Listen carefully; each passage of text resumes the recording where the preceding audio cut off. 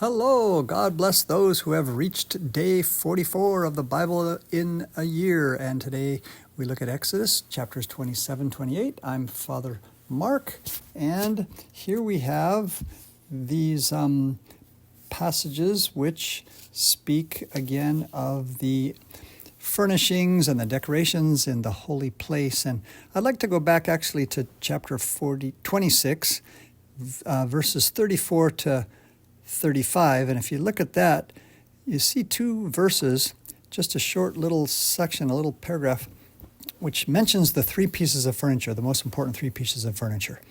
And so you got the mercy seat, which is the ark with its the box with the seat for God on it, and that's behind the curtain. That's where God represents God the Father. And then outside the curtain, you had the other two.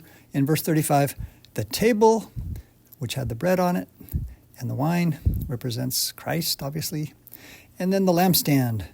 And so those three pieces of furniture are clearly kind of singled out. There is then in the chapter 27 and 28 continued descriptions of the accoutrements and decorations, and then Chapter 28 speaks of the clothing of the high priest, and he's wearing something called an ephod, which is kind of like a chasuble or a kind of a ornate vestment that the high priest would wear. And it's kind of like a fiddleback in the old Latin Mass. It's kind of a stiff sort of a thing in the front and the back. And this one had those 12 stones on it, and Father Michael Schmitz has a beautiful way of describing that fact that it symbolizes that the high priest has the 12 tribes, all of the families of Israel on his heart as he goes in to the sanctuary, as it says there very clearly in verse 29. It says that he's got these names of the sons of Israel on the breastpiece upon his heart as he goes into the holy place to bring them to continuing remembrance before the Lord.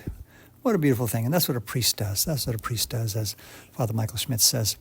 Kind of makes me think of a story of the life of St. John Vianney, who's the patron saint of parish priests, but he had a statue of Mary in his church, and he was always trying to decorate his church. But he wanted to have a statue of the Immaculate Heart that shows her heart, but he had a regular statue of Mary, but he actually hung a sort of a big wooden heart that had been carved or something made for him on a string around her neck and put that on. And he actually had all the names of his parishioners written down real small on papers and put inside that heart, all of his parishioners. So what a beautiful thing that St. John Vianney, he had a priestly heart, and he wanted the parishioners to be remembered, on the Immaculate Heart, in the Immaculate Heart of Mary, who intercedes for us before the Lord. We can go now to Leviticus chapter 20, and here are, repeated condemnations of anyone who would practice the religion of Molech. Molech was this pagan deity who demanded child sacrifice. Basically, they would there's a big statue of Molech that had a big mouth, and they would put the baby inside, and it was kind of like an oven, and they would incinerate or cremate or sort of a burning holocaust. And this was something condemned, obviously. It's paganism, and it's also child sacrifice. What a terrible thing. But it just reminds me how the evil one hates human life.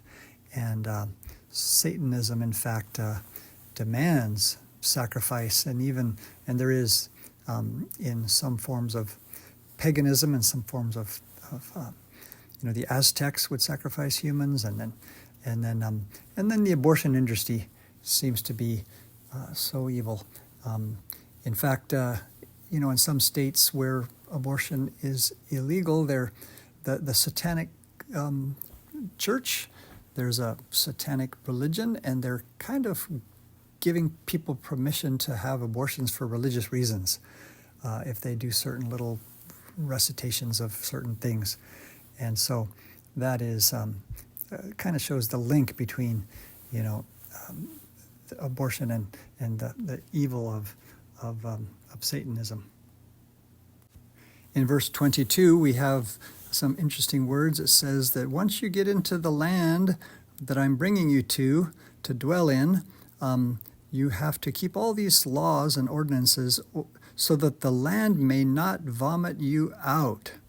That's kind of a weird way to say it, but it seems like a violent rejection of if people are not holy in the Holy Land will vomit you out. We'll try to keep that in mind when you have a pilgrimage to the Holy Land next time, that we got to behave ourselves because it's such a holy land. And isn't that exactly what happened to the Israelites when they finally settled in the Holy Land, and then for several generations or several centuries they had their kingdom, but then when maybe they were turning away from the Lord, they were punished by exiles. They were exiled out of the land, and they were the Babylonian exile at first, and then the Assyrian.